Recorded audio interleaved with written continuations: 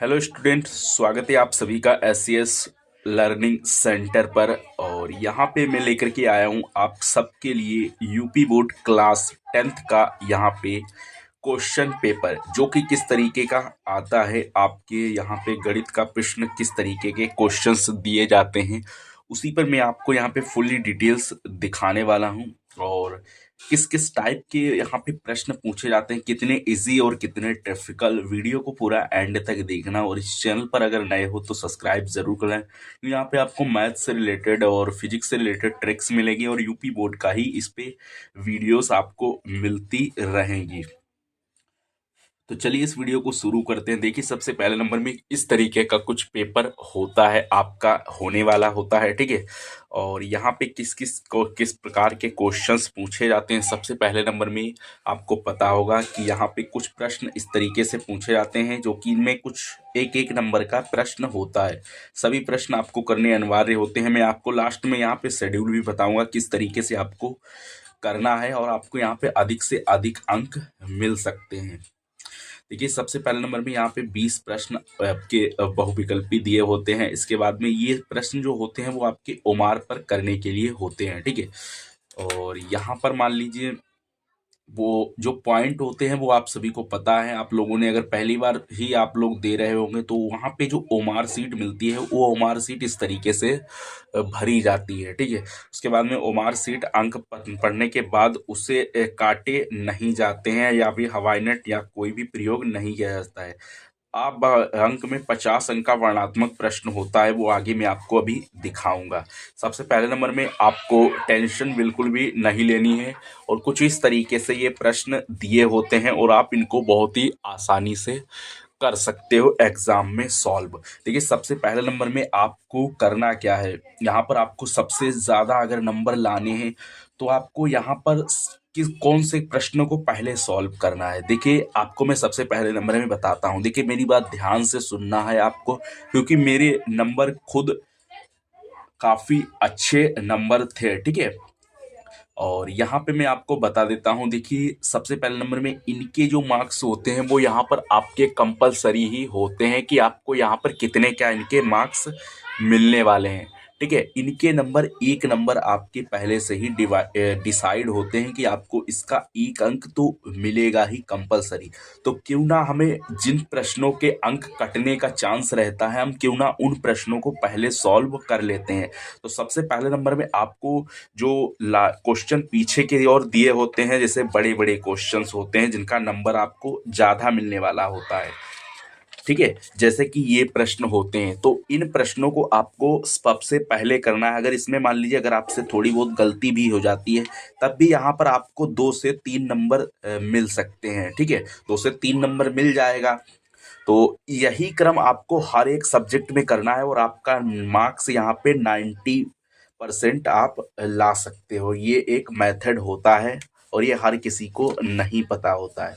देखिए, अब मैं सबसे पहले नंबर में आपको क्वेश्चन पेपर दिखाता हूं, और इन अंकों के तो आपके नंबर डिसाइडेड होते ही हैं कितने के आपको मिलने वाले। सबसे पहले नंबर में ये जो पहला प्रश्न है, यहाँ पे एक स्टूडेंट ने ये सॉल्व किया हुआ है। वो कैसे किया वो मुझे नहीं पता है, ठीक है। मैं आपको यहाँ पे बताऊंगा। देखिए, यहाँ पे ये प्रश्न दिया हुआ है 42 और 15 का एलसीएम 210 है, उसी प्रकार 42 15 का एचसीएम कितना होगा। तो यहाँ पर नॉर्मली क्वेश्चन से आप इसको किसी भी माध्यम से भी इसको लगा सकते हो, ठीक है। सबसे पहले नंबर में यहाँ पे 42 और 15 का 210 एलसीएम है, और उसी प्रकार इसका एलसीएम आपको सॉरी इसका एचसीएफ आपको बताना है। तो इसका एचसीएफ बताने के लिए आप चाहें तो इसको टुकड़ा कर सकते हो, ठीक है। इसके टुकड़ा कर सकते हो, एक ये माध्यम होता है, क्योंकि एचसीएफ का मतलब होता है कॉमन है। तो आप इसका टुकड़ा भी कर सकते हो। अगर आपको टुकड़ा नहीं करना है तो आप उसी क्रम से इसका एलसीएम निकाल सकते हो। जैसे कि यहाँ पे 42 और 15, ठीक है। यहाँ पे इसको इस तरीके से काट देना है। अब यहाँ पर एचसीएफ का मतलब होता है आपको एक ही डिजिट से संख्या कटनी चाहिए। तो कौन सी वो डिजिट से आप इसकी संख्या को काटोगे, ठीक है। आपने अगर पढ़ रखा होगा तो आपका ये क्वेश्चन आसानी से सॉल्व हो जाएगा। तो इस प्रश्न का राइट आंसर क्या हो जाएगा आप लोग कमेंट में बताइए, ठीक है। और मैं यहाँ पे अगर सॉल्व कराऊंगा तो मैं यहाँ पे बहुत ज़्यादा टाइम लगेगा। मैं आपको यहाँ पे पूरा का पूरा मेथड आपको समझाने की कोशिश कर रहा हूँ, बहुत ही इजी हो जाता है। देखिए यहाँ पे अगर आप मान लीजिए इसको किस तरीके से तोड़ोगे, देखिए मतलब इसको किस तरीके से करना। देखिए यहाँ पे अगर 2 से अगर ये पूरा कट रहा है तो ठीक, नहीं कट रहा है तो छोड़ दीजिए। 3 से देखिए अगर ये पूरा कट रहा है तो इसको काटिए, नहीं तो छोड़ दीजिए। ठीक है, 5 त्याएं 15 और यहाँ पे देखिए 42 कितने से कट रहा है। क्या 42 को हम लोग थोड़ा सा काटने की यहाँ पे कोशिश करते हैं। देखिए 3 इक्कम 3 और यहाँ पे देखिए 12 आ गया। ठीक है, 3 चक्कू 12।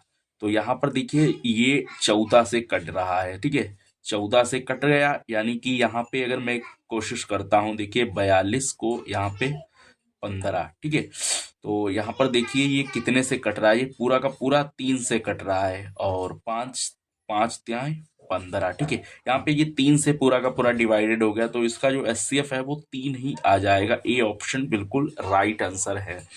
इसी प्रकार से इसको किस तरीके से करना, देखिए 240 का अभाज्य गुणनखंड करना है। एक तरीके से इसको तोड़ना है, अभाज्य गुणनखंड, इसको तोड़ दीजिए और जो भी ऑप्शन हो उसको यहाँ पे टिक कर सकते हो।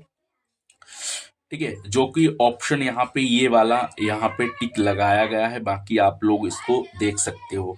और यहाँ पे ये होता है रेखिक समीकरण युग्म। ठीक है, इसको हल करने के बाद में आपको बताना है ये अपरिमित है या अद्वितीय है या किस प्रकार का समीकरण है। ये इस तरीके के होते हैं प्रश्न और छोटे छोटे क्वेश्चंस पूछे जाते हैं। यहाँ पर देख सकते हो एक क्वेश्चन है, यहाँ पे मैं दिखाने की कोशिश करता हूँ। देखिए यहाँ पे द्विघात समीकरण का क्वेश्चन है, इसके शून्यांकों का गुणनफल कितना होगा ये बताना है यहाँ पे। और इसके बाद में दिखाते हैं आपको आगे के प्रश्न कैसे क्या पूछे जाते हैं। यहाँ पर देखिए नॉर्मली क्वेश्चंस है tan थीटा बराबर √3, तो tan यहाँ पे 0 का मान पूछा गया है, कोण 0 का मान पूछा गया है। तो कोण 0 का मान कितना होता है, आप लोग इस समय भरपूर मात्रा में प्रैक्टिस चल रही होगी आपकी। तो यहाँ पे tan थीटा बराबर √3 है, तो tan 0 का मान यहाँ पे कितना हो जाएगा। इसके बाद में देखिए यहाँ पे ये प्रश्न इस तरीके से पूछे जाते हैं और नॉर्मली छोटे छोटे हर एक चैप्टर से एक छोटा सा ही क्वेश्चंस पूछा जाता है। कोई बहुत बड़ा यहाँ पे वंडर नहीं फैलाया जाता है, लेकिन शुरुआत में ये एक एक नंबर के प्रश्न होते हैं, तो इसमें कुछ भी ऐसा डिटेल से ज़्यादातर पूछता नहीं है।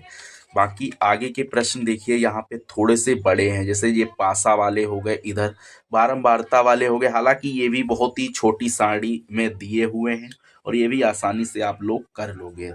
यहाँ पे देखिए ये होती है रेखिकी, इसमें के का मान निकालना होता है, जो कि यहाँ पे के का मान किस तरीके से कितना आता है तो ये हल कर लो। बाकी ये तुलनांकित कर दो और इस तरीके से ये सॉल्व हो जाते हैं।